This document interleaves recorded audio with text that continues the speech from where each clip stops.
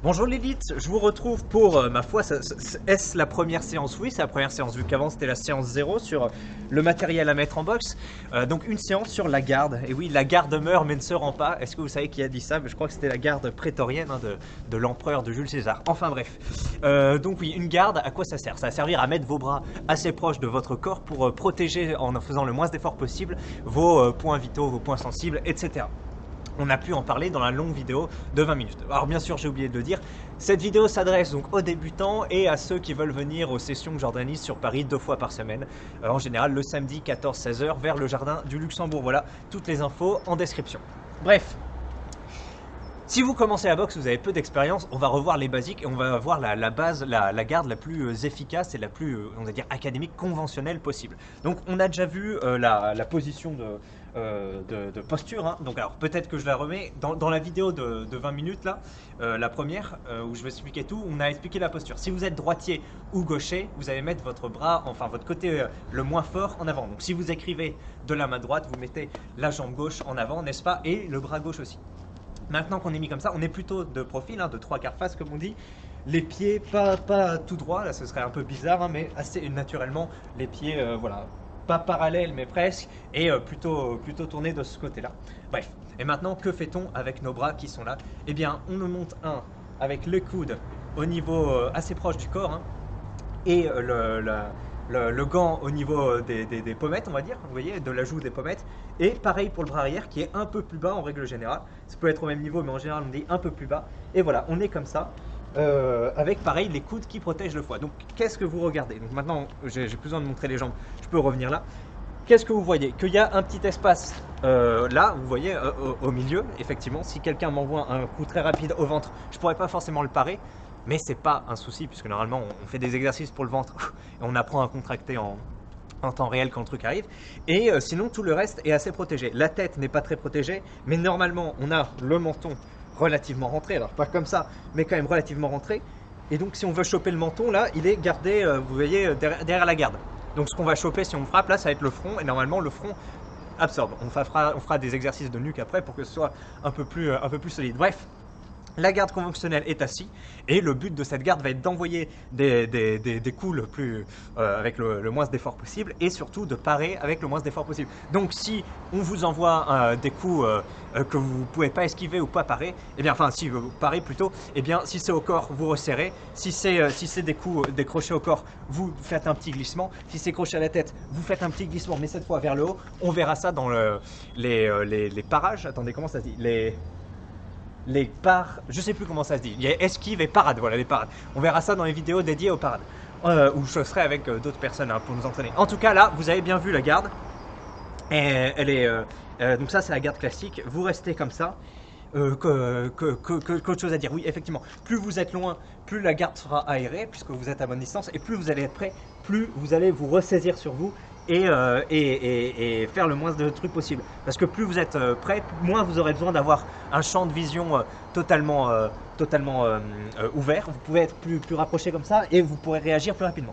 Plus vous êtes proche aussi, plus si vous êtes éloigné, vous pouvez un peu ouvrir le bassin pour respirer, etc. Par contre, si vous êtes proche, ouf, là, vous voyez, va falloir faire un peu comme si vous faisiez des abdos. Pourquoi? Vous réduisez forcément la surface. Et oui, effectivement, si vous êtes ouvert comme ça, vous voyez, même que je suis bien protégé là, on peut me frapper là. Et si on me frappe, par exemple, au corps, je dois baisser et là, ma tête est exposée. Alors que si je suis comme ça, hop, je peux baisser au corps et là, ma tête est moins exposée. Vous avez compris? Donc, plus on se rapproche, plus on va se creuser comme ça et plus on sera sous cette garde-là.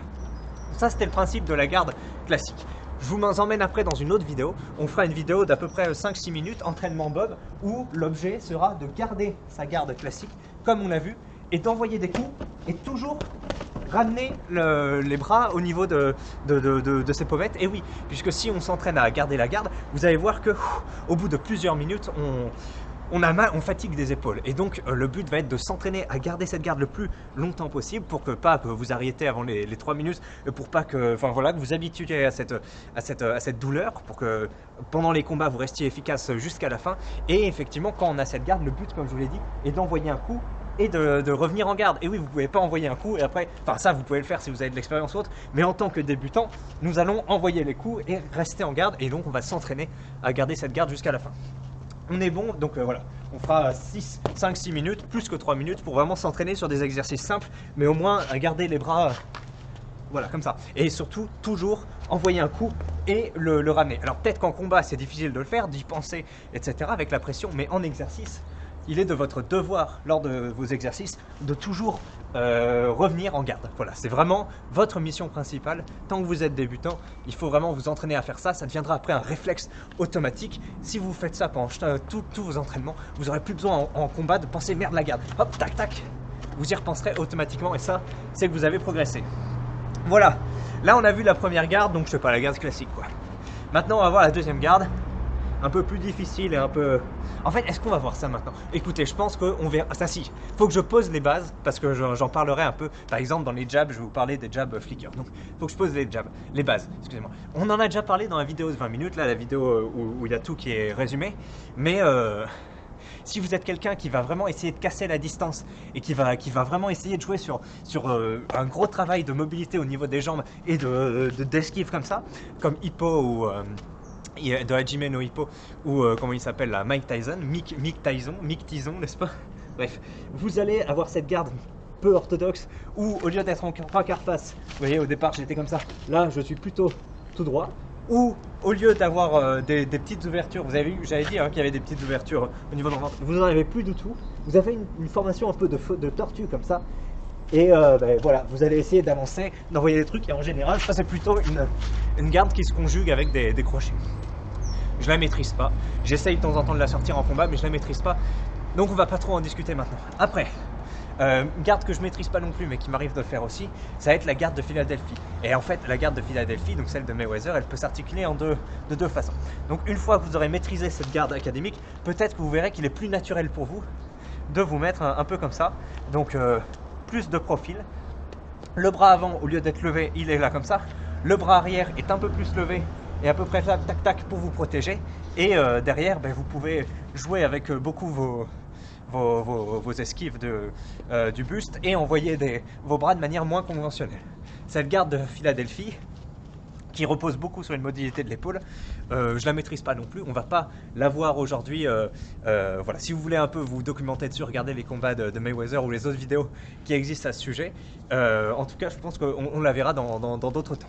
Mais voilà, si jamais je vous en parle, au moins vous savez qu'elle existe. Et puis après, la dérivée de cette garde de Philadelphie, ça va être la garde Hitman. Alors je crois que c'est le style de Détroit aussi, je crois avoir lu. Donc en gros c'est la même chose, mais au lieu d'avoir le bras qui est collé contre vous pour protéger le corps, ça c'est plus si vous allez être en train de gérer la distance. Vous allez me voir peut-être chez moi en combat, si je suis contre des mecs grands et fatigués ou contre des mecs plutôt petits, je peux m'amuser à faire ça parce que c'est assez sympa comme mouvement. Donc vous prenez comme ça, toujours le bras droit qui reste pour vous protéger et le bras gauche qui fait des mouvements un peu aléatoires comme ça. Et quel est le but?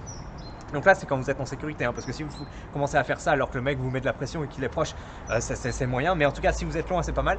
Et le but en fait va faire de partir le bras de position un peu aléatoire pour que le mec soit difficile, voilà, il sache plus où vous donner de la tête. Et voilà, donc ça c'est envoyer des flickers, on verra ça dans la vidéo dédiée. Donc voilà, on a vu les trois gardes. Maintenant je vous retrouve, si vous voulez, dans la vidéo consacrée à l'exercice que je vous invite à refaire, 5-6 minutes, je mettrai une petite chanson qui dure un peu longtemps. Et voilà, vous me verrez en train de mettre des coups et de toujours revenir en garde. Voilà, et puis après, donc effectivement, si au-delà de la garde classique, de la garde Picaboo, de la garde en Philadelphie ou de la garde de Détroit, vous avez d'autres aspirations. Il y en a un par exemple qui vient, il a été entraîné par un boxeur, et bien il a une garde un peu comme ça. C'est assez étonnant, mais effectivement, lui, il s'en sort bien. Je sais pas comment il fait, mais sa garde est un peu bizarre, elle est un peu loin de lui, mais il gère et tout. Papacito, vous voyez, Papacito qui est souvent assez détente, parce qu'il est beaucoup plus expérimenté que les mecs qui a boxé, plus lourd, plus grand. Lui, il a une garde assez rigolote. Donc, ça, moi, j'essaye de faire ça aussi parfois. Bon, j'ai jamais appris à faire ça, mais il a une taille rigolote où il fait des trucs comme ça, et après il met des coups. Bon, c'est assez drôle. Donc, mais ça, c'est des trucs que vous développerez quand vous serez chaud, quoi. Mais au départ, quand vous avez débuté, comme tout le monde, putain, vous vous mettez comme ça. Et vous révisez ces trucs là. Bon allez, c'est fini pour cette vidéo de la garde. Moins de 10 minutes, allez vite, faut que je coupe avant que ça fasse moins de 10 minutes. Donc entraînez-vous, regardez un peu mon entraînement. Et regardez les autres vidéos aussi. Je vais mettre d'autres vidéos dans la description, plein de mecs qui en parlent mieux que moi. Et donc c'est très bien. Allez, salut l'élite et à la prochaine.